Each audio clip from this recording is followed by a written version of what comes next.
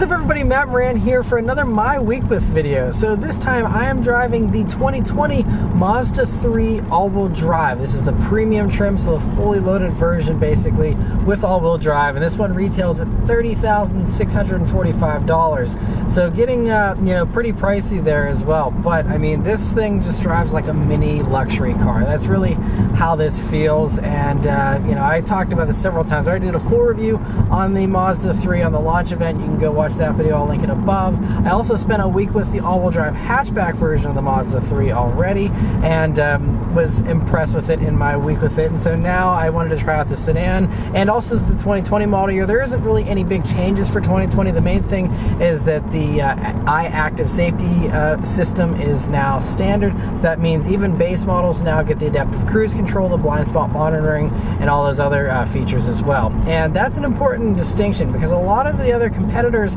will give you adaptive cruise control now, but most of them still make you pay for blind spot monitoring. Mazda is one of the few that still just gives you blind spot monitoring for free as well. Now when I say free, these 2020 models, at least for the base model there, is $500 more expensive than the 2019s were. So the Mazda 3 here for this new generation was also a little bit more expensive to begin with. So if you want an all-wheel drive one, you're going to be spending minimum of $25,000 because you can't even get the base trim with all-wheel drive. But for the base ones, it's nice you now have the blind spot monitoring. But we're going around a couple of corners here, and the Mazda 3, it handles okay, and this is kind of similar to my thoughts here whenever I was in the hatchback. These just feel so heavy, and that's kind of the thing that is a little bit of a bummer with these vehicles. They used to be some of the most fun to drive in their segment, and this isn't bad to drive. It just, again, it drives like it's trying to be a BMW or an Audi or Mercedes, not like the tossable, fun, affordable sedans are. The Honda Civic is more fun in corners now. The Toyota Corolla is much more tossable in corners. I think part of what is giving me that feeling too is this heavier steering you have in the Mazda 3. It's really quite heavy, and I would say, for a Mazda Speed 3 version or something, this could be appropriate. But for a standard Mazda 3, again, not an enthusiast, just a normal person buying this car, I think this would be a little heavy for them and would seem like a little bit too much work. Steering is much lighter in all the competition, and I don't see why a normal little, compact sedan needs to have heavy steering. And so I think that makes it feel a little more reluctant to go into corners whenever it actually, will have pretty good grip and dives in pretty well. It's just, it is also a good bit more heavy as far as weight goes compared to the competition. These weigh 3,248 pounds here for the all-wheel drive version. Now, if you go without all-wheel drive, you save yourself some money, and you drop about 180 pounds off the curb weight.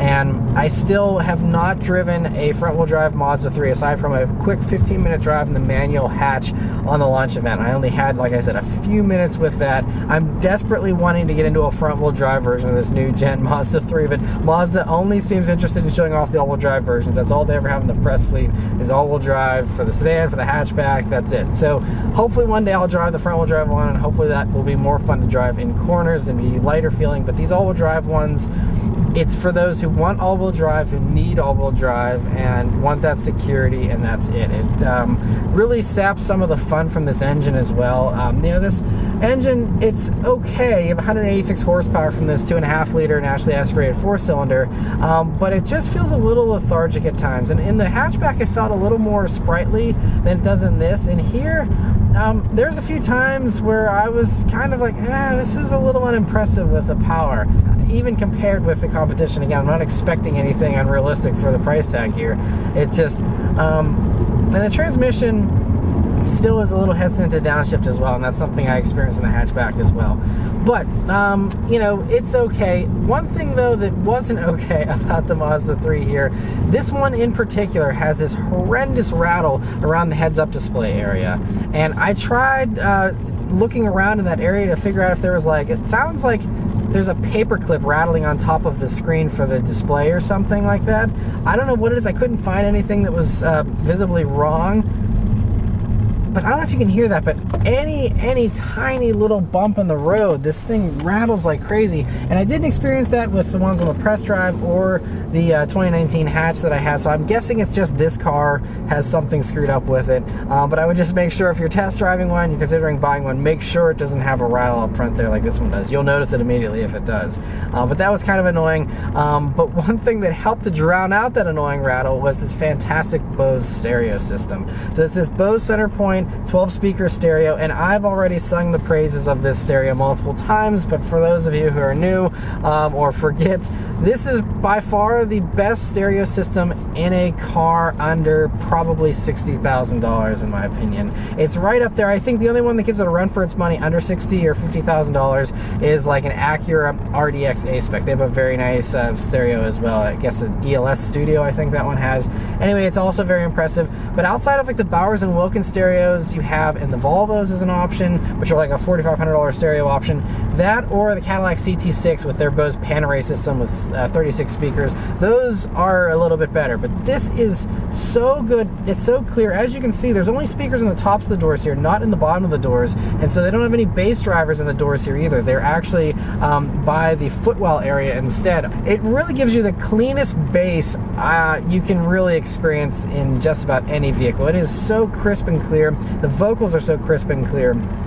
Everything about this stereo is fantastic, and if you are into music, honestly, it's good enough that regardless of what the car has or what you like or don't like about the drive, I mean, everything is totally fine in these, but that stereo outweighs everything. If you're a sound lover, I'm not even a huge audiophile. I just enjoy, jamming out to music, and I just love going on drives in this car and just cranking up this stereo and just enjoying this system. It is so good, and it's actually not only reserved for these top trims either. You can actually, it's actually bundled in, I believe it's the preferred trim, which is the trim beneath this. It's not on the select or on the base trims, but basically, the way I would build a Mazda 3 if I were getting one myself, I would definitely get the front-wheel drive version, and I would get that preferred trim, because then you get the heated leatherette seats. This has real leather here in the premium trim, but heated leatherette in the preferred, and you still get the dual-zone climate control, and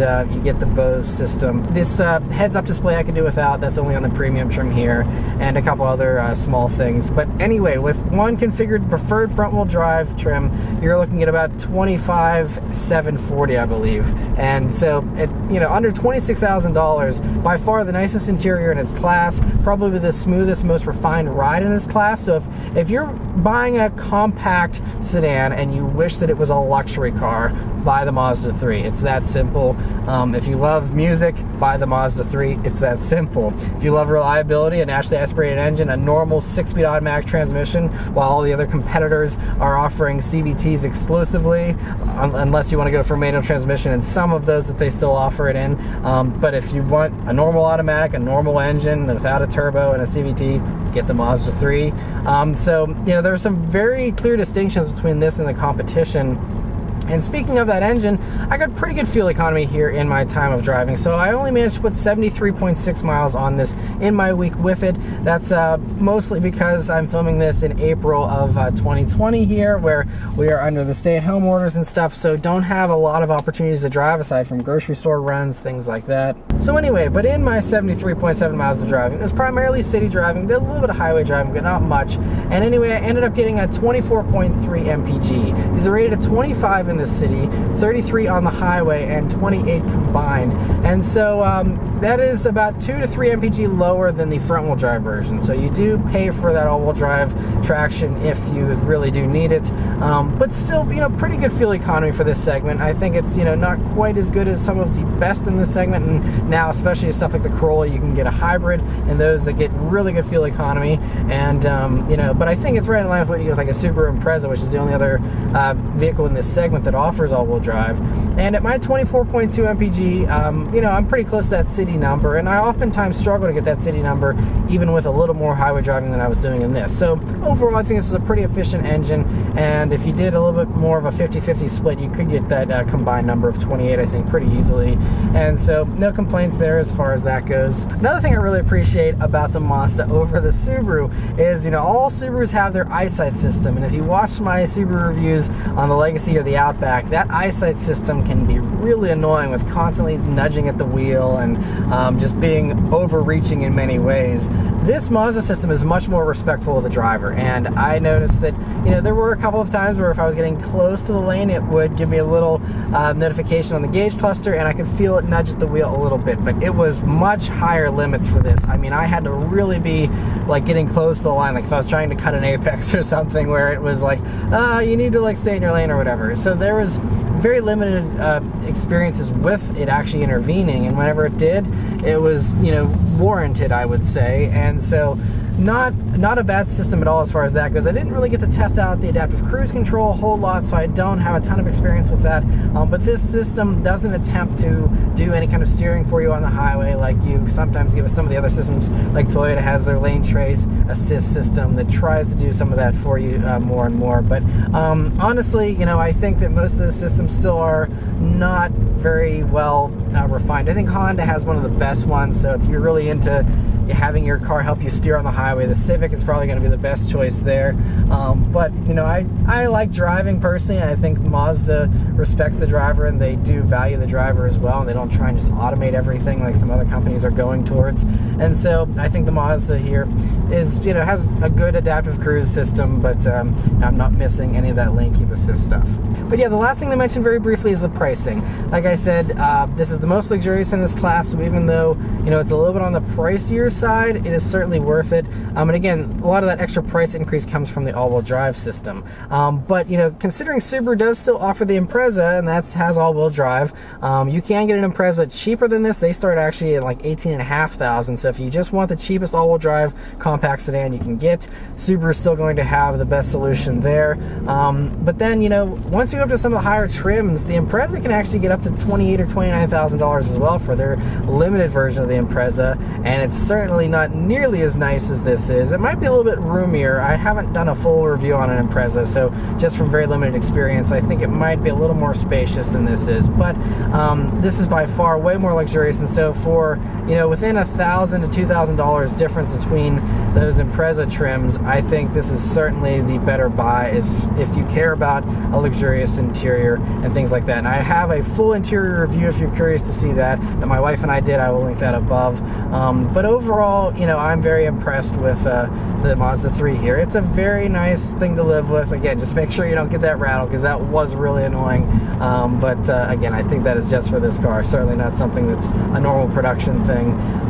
But yeah, so anyway, let me know your thoughts on the Mazda 3 here in the comments below. Thank you guys very much for watching. I'll see you on the next one. Take care.